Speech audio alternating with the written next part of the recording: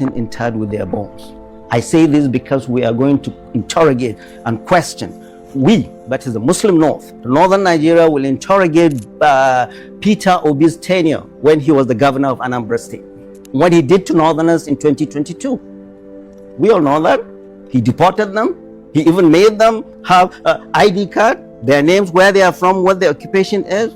In this Nigeria that we live. There's been a lot of reporting about how that has been exaggerated to reflect him in a negative light. It is true. Did he not? It is the same Konkoso that have had to fly to Oka, go and sit with them. I say, be careful. I have more Igbos in Kano living in peace than there are Northerners throughout the Southeast. So you better be careful. The same. So he will come to the North now and explain to us. And that is why Konkoso is the vehicle to sell him to the North. But we have his record to interrogate what he did to Northerners when he was the governor of, because if you ask him, I've seen a lot of his interviews, when he's asked, what is your manifesto? He says, I've done it in Anambra. I've done it in Anambra. I've done this. I've done this. So Governor Peter Obi, yeah, we've seen what you've done in Anambra State when you are governor, vis-a-vis how you treated us, people, our people in the North. This is the late evening of Thursday, May 7, 2026. There was a video I made last year, November.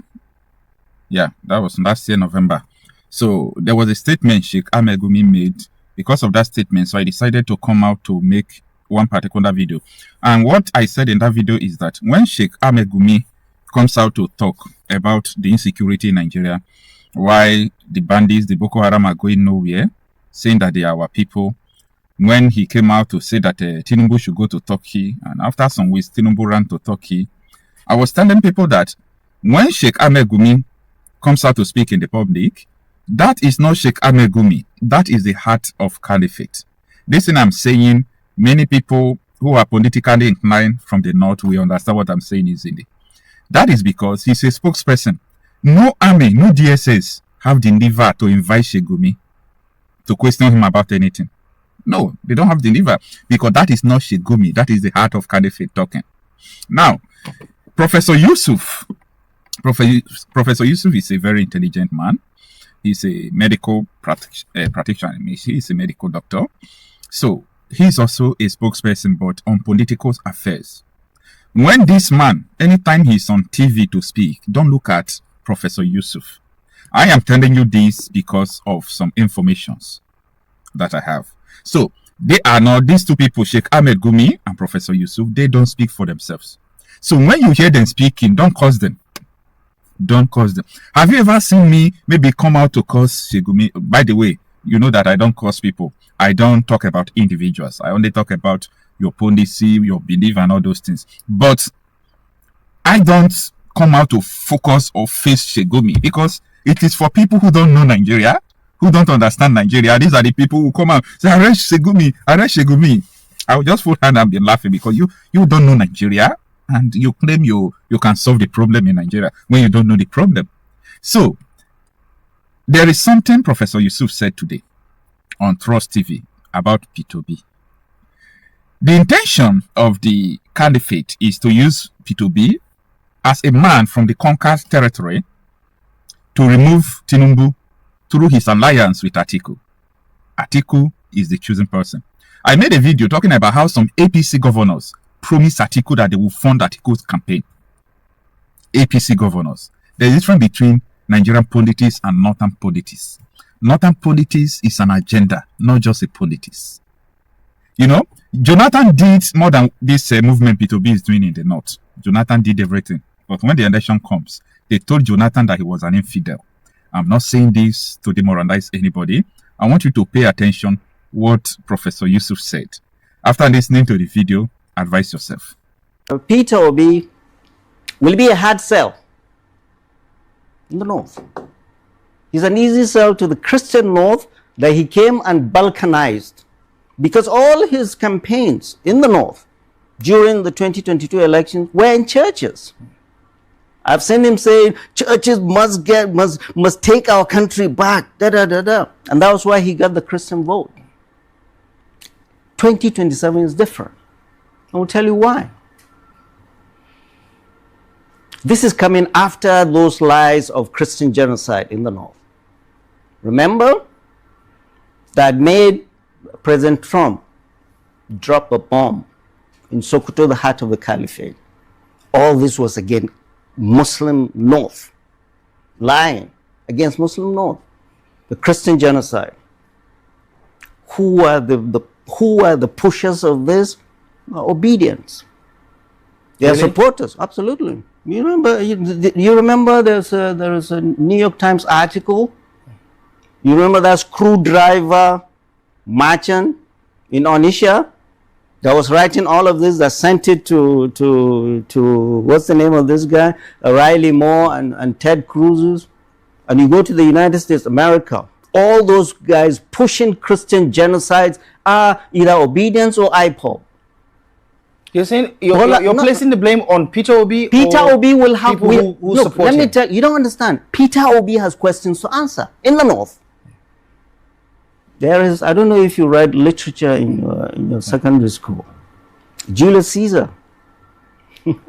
When Mark Antonio, they came to his oration during the burial of Julius Caesar. Right. Said, "Friends, Romans, countrymen, lend me your ears. I come to bury Caesar, not to praise him. The evil that men do lives after them. The good is often interred with their bones." I say this because we are going to interrogate and question. We, that is the Muslim North, the northern Nigeria, will interrogate Peter Obi's tenure when he was the governor of Anambra State, what he did to northerners in 2022. We all know that. He deported them. He even made them have ID card, their names, where they are from, what their occupation is. In this Nigeria that we live. There's been a lot of reporting about how that has been exaggerated to reflect him in a negative light. It is true. Did he not? It is the same Konkoso that have had to fly to Oka, go and sit with them. I say, be careful. I have more Igbos in Kano living in peace than there are northerners throughout the southeast. So you better be careful. The same. So he will come to the north now and explain to us. And that is why Konkoso is the vehicle to sell him to the north.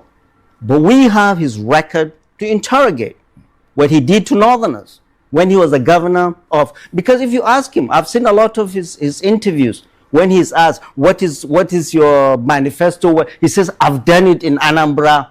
I've done it in Anambra. I've done this. I've done this. So, Governor Peter Obi, yeah, we've seen what you've done in Anambra State when you are governor, vis-a-vis how you treated us, people, our people in the north. But he has also spoken admirably about the North's comparative advantage, and how he said, listen, the secret to unlocking Nigeria's true economic potential lies in the North, especially in agriculture. How he talked about this could be the basis for an economic revival that could unlock jobs, that could fight poverty and address the security concern.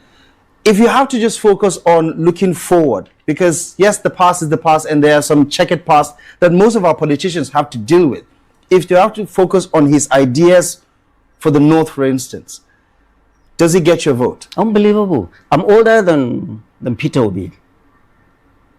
I was born in 1960, he was born in 1961. I've seen the world more than he's seen. He's done his governance, he's a businessman. Every one of us, I know the North more than he does. He cannot come and tell me about the North. And this is the biggest problem. In the North, he does not understand what ails us. He doesn't. At all. 24 were killed. Front page, Daily Trust. 24 were killed in Jikamshi, where I'm from. Does he know anything? The biggest thing that ails us in the North is insecurity. What does he know about insecurity in the North?